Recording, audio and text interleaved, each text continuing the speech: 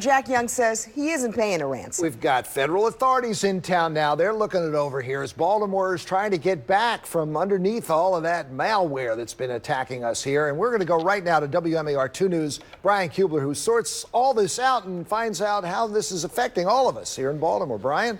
Jamie, from water bills to restaurant permits to the entire housing market this spring in Baltimore, the malware attack is indeed holding this city hostage. The message out of City Hall hasn't changed today. The feds are helping, and the new mayor's office is confident they'll get the city back to work. Baltimore, Mayor Jack Young said, will not be held hostage. We're not going to pay any ransom. I'm not going to reward criminals for criminal activities at all. In the meantime, it's back to paper and pencil or finding a clean computer.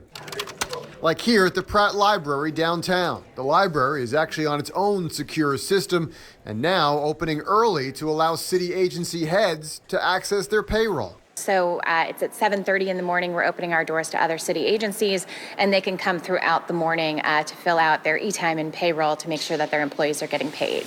But while city employees might be getting paid, what would you characterize this as? No, it's cataclysmic. Financial institutions are not, which Brett Devich from Definitive Title says has put a full stop on one of the busiest months of the year for buying a home.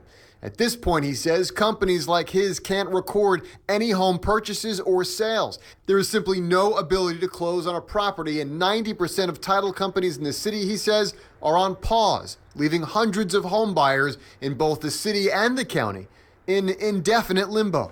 My heart is beating out of my chest. You know, as a small family business, 16 years in Baltimore City, I don't know what the next 10 minutes will be, let alone the next 3 weeks. The ransomware is even holding back businesses too, like here at the new Cross Street Market. The manager of the new marketplace confirms to WMAR 2 News today that several of its vendors cannot complete the permitting process for either the construction of their new stalls or final inspections of their restaurants inside the newly renovated building. The city may refuse to play the role of hostage, but from home sales to water bills, payroll, and even business, it appears much of the business of Baltimore is on hold.